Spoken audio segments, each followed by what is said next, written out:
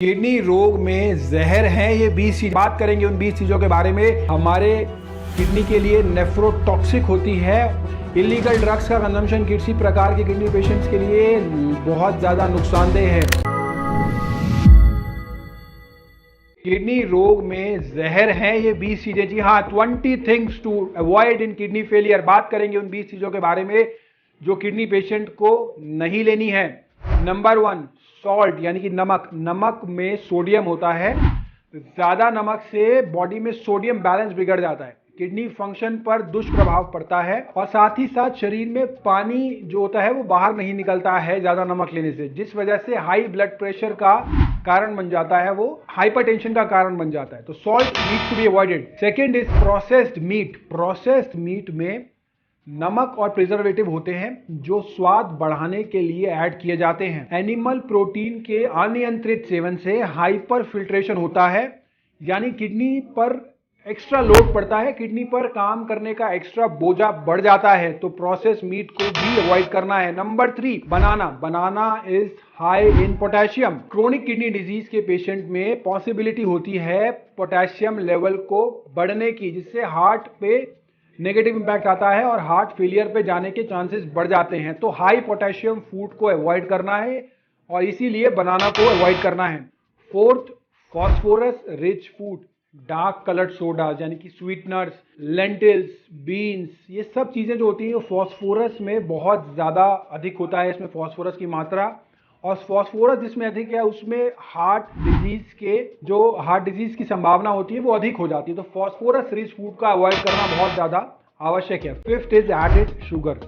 Fruit juice, soda, sugar sweetened beverages, sugar syrups, इन सभी चीजों में बहुत अधिक मात्रा में शुगर होती है और ये शुगर जो होती है ये बहुत ज्यादा नुकसान देती है हमारे शरीर को, जिसके कारण न्यूरोपैथी, रेटिनोपैथी, नेफ्रोपैथी तक होने की संभावना रहती है। यानी कि हमारी किडनीज को नुकसान देती है हाई अमाउंट ऑफ शुगर, आंखों को नुकसान देती है, ब्रेन को नुकसान देती है। तो शुगर का कंजम्पशन कम से कम रखना है किडनी पेशेंट्स में। नेक्स्ट थिंग जो हमें अवॉइड करनी है वो है alcohol. High amount of alcohol अगर लिया जाता है तो वो सेल्स और ऑर्गन्स को डिहाइड्रेट कर देता है। बहुत सी बार देखते हैं अल्कोहल सेवन के बाद एक प्रकार से गला सूखने लगता है। डिहाइड्रेशन के कारण ऐसा होता है, जिससे किडनी को एक्स्ट्रा काम करना पड़ता है और बॉडी को डिटॉक्सिफाई करना पड़ता है और ग्रेजुअली वो किडनी को डैमेज करने लग जाता है। तो स्पेशली किडनी पेशेंट्स में अल्कोहल का कंजम्पशन को कैप करना है, लिमिट करनी है। Next is canned foods.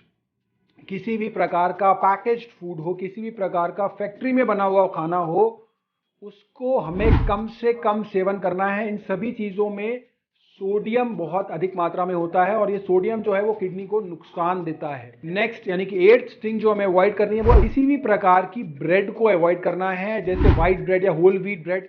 इन सभी में फॉस्फोरस और पोटेशियम जो होता है वो अधिक मात्रा में होता है और एक अनुमान के अनुसार एक रेगुलर स्लाइस में 76 mg फॉस्फोरस होता है और 90 mg पोटेशियम होता है, जो मिलजुल कर किडनी के ऊपर दुष्प्रभाव डालते हैं, बैड इंपैक्ट डालते हैं। नेक्स्ट थिंग जो अवॉइड करनी है वो डेयरी प्रोडक्ट्स। बहुत अधिक डेयरी प्रोडक्ट्स का सेवन जो है वो अवॉइड करना है, क्योंकि प्रोटीन इससे अधिक मात्रा में, फॉस्फोरस, पोटेशियम, ये सारी चीजें जो हैं डेयरी प्रोडक्ट्स अधिक सेवन करने से शरीर में बढ़ने की संभावना रहती है और किडनी पेशेंट्स में ये सारी चीजों का सेवन हमें कम करना है।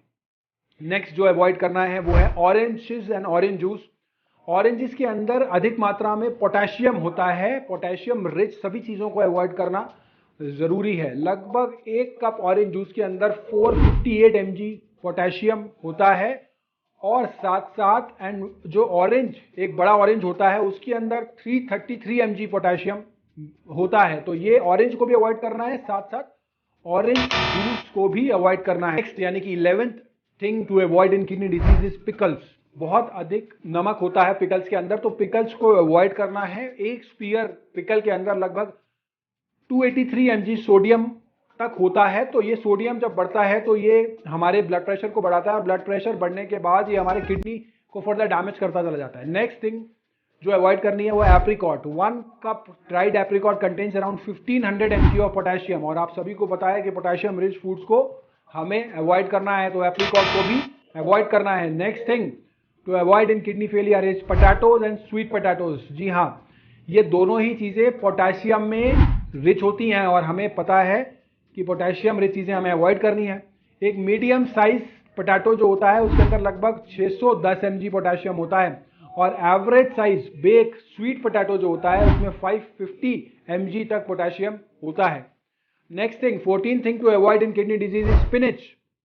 लीफी वेजिटेबल्स की एक खासियत होती है कि लीफी वेजिटेबल्स जब बॉइल्ड या कुक की जाती हैं तो वो श्रिंक हो जाती हैं, लेकिन पोटेशियम कंटेंट जो होता है वो अनचेंज रहता है और हम सभी को पता है कि हाई पोटेशियम थिंग्स को हमें किडनी डिजीज में अवॉइड करना है। जी हाँ, लिख लीजिए इसको, high potassium things needs to be avoided in kidney disease.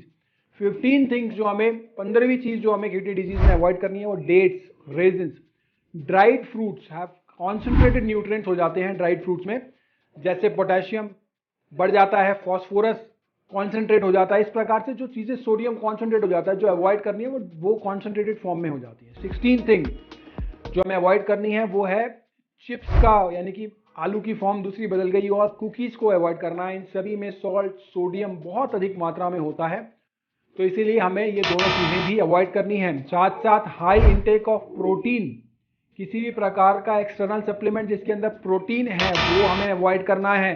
उसके बाद आती है किसी भी प्रकार के पेन किलर को और NSAIDs मेडिसिन को अवॉइड करना है। पेन किलर जो होती है वो हमारे किडनी के लिए नेफ्रोटॉक्सिक होती है और इसको किडनी पेशेंट्स से अवॉइड करना है। Over the counter drugs avoid करने बहुत ज़्यादा ज़रूरी है।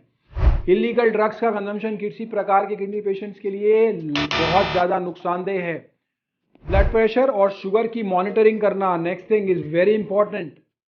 अनकंट्रोल ब्लड प्रेशर और अनकंट्रोल शुगर जो होता है वो किडनी को बहुत ज़्यादा नुकसान देता है और किडनी डिजीज को बहुत अधिक बढ़ा देता है। नमस्कार।